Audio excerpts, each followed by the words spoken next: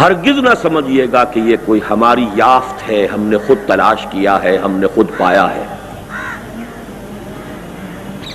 میں تو اعلیٰ وجہ بصیرت جانتا ہوں، اللہ نے نہ معلوم کہاں کہاں سے موڑ کر مجھے اس رخ پر ڈالا ہے، نہ معلوم کہاں ہوتے کیا کر رہے ہوتے۔ اللہ اسباب پیدا کرتا ہے، رخ موڑ دیتا ہے۔ کدھر جا رہے ہیں؟ یا ابراہیم لہذا خلقت ام لہذا امرت۔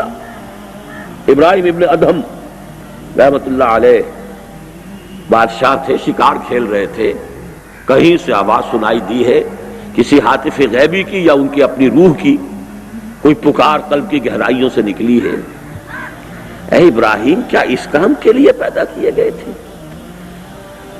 کیا اس کا تمہیں حکم ہوا تھا؟ یا ابراہیم لہذا خلقت ام لہذا امرت۔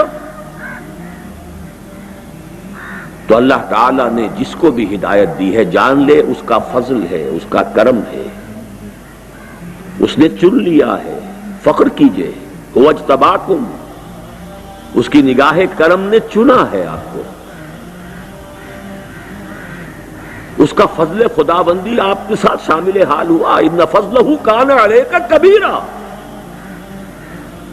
ورنہ کتنے موڑ زندگی میں آتے ہیں، ذرا سا قدم ادھر سے ادھر ہو گیا ہوتا تو نہ معلوم انسان کہاں سے کہاں پہنچا ہوتا۔ الحمدللہ الذی ہدانا لہذا، قل شکر قل حمد قل ثنا، اس اللہ کے لیے ہے جس نے ہمیں ہدایت عطا فرمائی۔ وما كنا لنهتدي لولا ان هدانا اللہ۔ قرآن مجید میں یہ الفاظ آئے ہیں اہل جنت کے ترانہ حمد کے طور پر کہ جب وہ جنت میں داخل ہوں گے تو شکر ادا کریں گے، کیونکہ ہدایت جو ہے اس کے بہت سے مراحل ہیں، ہدایت ابتدائی بھی ہے، ہدایت تکمیلی بھی ہے، ہدایت راستے کا دکھا دینا بھی ہے، ہدایت راستے کا سمجھا دینا بھی ہے، اور ہدایت منزل تک پہنچا دینا بھی ہے۔ اس وقت وہ ترانہ حمد ہوگا، اس اللہ کا شکر ہے جس نے ہمیں یہاں پہنچایا، ہم ہرگز نہ پہنچ پاتے اگر اللہ نہ پہنچاتا۔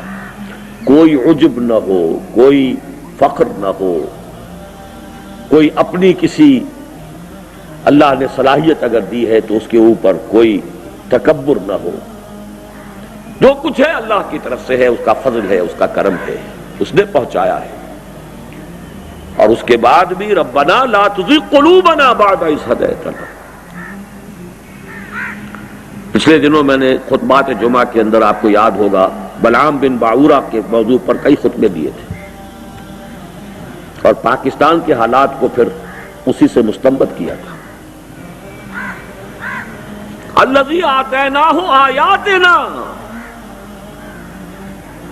ایک ایسا شخص جسے ہم نے اپنی آیات عطا کر دی تھی۔ وَلَوْ شِئْنَا لَرَفَعْنَاهُ بِهَا وَلَكِنَّهُ أَخْلَدَ إِلَى الْأَرْضِ، ہم چاہتے تو اسے اور ترفع عطا کرتے، اور بلندی عطا کرتے، اور آگے کے مراحل کی طرف رہنمائی ہوتی، لیکن وہ بدبخت زمین کی طرف دھنستا چلا گیا۔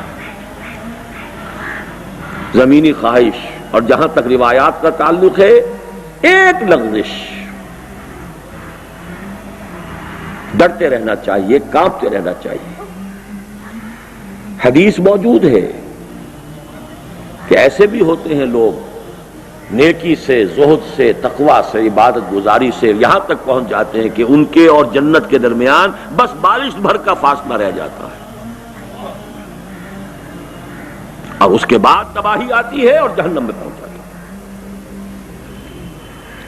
اسی کا عکس یہ ہے کہ کسی بھی انسان سے یہ نہ سمجھیے کہ آپ برتر ہیں، بہتر ہیں، کیا پتا اس کا انجام کیا ہو اور آپ کا انجام کیا ہو۔ اللہ اس کو ہدایت دے، کہیں سے کہیں پہنچا دے۔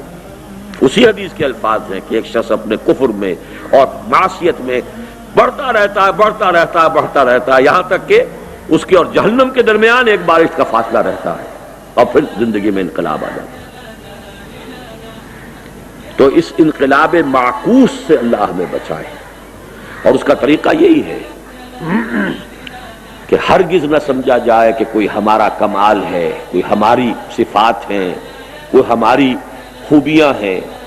جو کچھ ہے اللہ کی دین ہے، عطا ہے، اس پر شکر ادا کیجئے، اس کو مضبوطی سے تھام کر رکھنے کی کوشش کیجئے.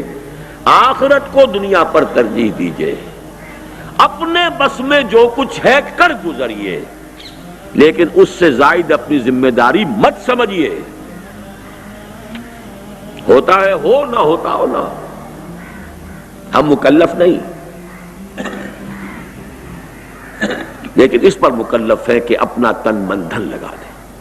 هي الحلقات تحفظني بآيات من القرآن، هي الحلقات تملأني بحب المصطفى العدنان.